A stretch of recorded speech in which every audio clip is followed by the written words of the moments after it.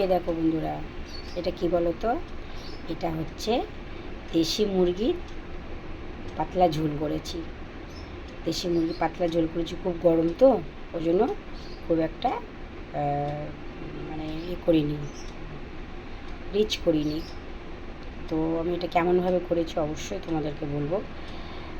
এটা এটা হচ্ছে 1.5 কিলো ওজনের দেশি মুরগি না, মোরগ, দেশি মোরগ।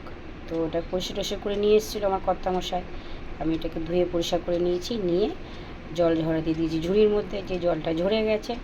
তারপরে একটা বড় ডেচকি করে আমি ওর মধ্যে দই 2 চামচ, নুন, হলুদ, একটু সর্ষের তেল, আদা বাটা, রসুন বাটা আর একটু কাঁচা লঙ্কা বাটা আমি একসঙ্গেই বেটে নিয়েছিলাম, তিনটেই নিয়ে এটা মাখিয়ে রেখে দিয়েছিলাম বেশ ঘন্টা 2-1 জন্য। তারপরেতে আমি বড় বড় সাইজের 3টে পেঁয়াজ নিয়ে নিয়েছি।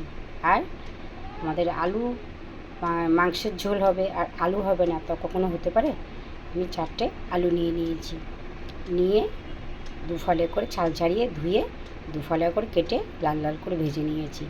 নিয়ে তেলের মধ্যে জিরে, তেজপাতা, শুকনো লঙ্কা, গরম মশলা ফোড়ন দিয়েছি। দিয়ে আমি যে পেঁয়াজগুলো বড় বড় 3টে পেঁয়াজ আমি নিয়েছিলাম, এটা পাতলা পাতলা করে লম্বা লম্বা করে কেটে নিয়েছি, নিয়ে ওর মধ্যে দিয়ে ভেজে নিয়েছি লাল লাল করে। এই দিকে আমি কি করেছি, আমি যে মশলাটা করেছিলাম মাংসতে মাখাবার জন্য, তার মধ্যে আমি যতটা লাগার আমি নিয়ে নিয়েছি, নিয়ে ওর মধ্যে আমি শুকনো লঙ্কা দিয়েছি, কাঁচা লঙ্কা দিয়েছি, দিয়ে আর টমেটো দিয়েছি 2টো, দিয়ে আমি পেস্ট করে নিয়েছি। ছোট ছোট টমেটো, ছোট ছোট বলতে একটা মাঝারি সাইজের আর একটা মাঝারি সাইজের থেকে একটু ছোট, দিয়ে একটু পেস্ট করে নিয়েছিলাম।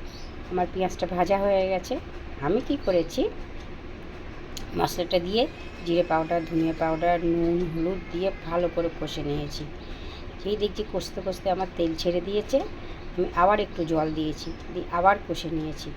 নিয়ে কষতে কষতে মশলাটা দলা দলা পাকিয়ে গেছে, তখন আমি মাংসটা দিয়ে দিয়েছি। মাংসটা দিয়ে দাঁড়িয়ে হাই ফ্লেমে ভালো করে কষে নিয়েছি। তখন কষতে কষতে জল ছেড়ে দিয়েছে, তারপর জলটা শুকিয়ে গেছে, আলু দিয়ে দিয়েছি। আলু দিয়ে আলুটা ধরে একটু কষে নিয়েছি, নিয়ে কুকারের মধ্যে দিয়ে 4-5টা সিটি মেরে দিয়েছে। ওফ, যা খেতে হয়েছে না বন্ধুরা, আমার তো মানে কি বলবো, মুখ দিয়ে জল আসছে। ঠিক আছে, তো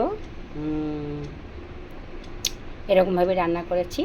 যখন প্রেশার কুকারের ঠান্ডা হয়ে গেছে, তখন আমি ঢাকাটা খুলে আমি কড়াইয়ের মধ্যে ঢেলে দিয়েছি, দিয়ে ওপর থেকে সামান্য একটুখানি ছোটো চামচে একটুখানি ঘি আর একটু ওপর থেকে গরম মশলা দিয়ে ফুটে গেছে। আমি নামিয়ে নিয়ে এসেছি, নিয়ে এসে অন্য রান্না করছিলাম। তারপরে তোমাদের সামনে চলে এসেছি এই যে বক বক করার জন্য। টাটা, বাই বাই বন্ধুরা। আমার রান্নাটা কেমন হয়েছে অবশ্যই তোমরা বলবে, তোমাদের কমেন্টে অপেক্ষা থাকবে। বাই, খুব ভালো থেকো, সুস্থ থেকো।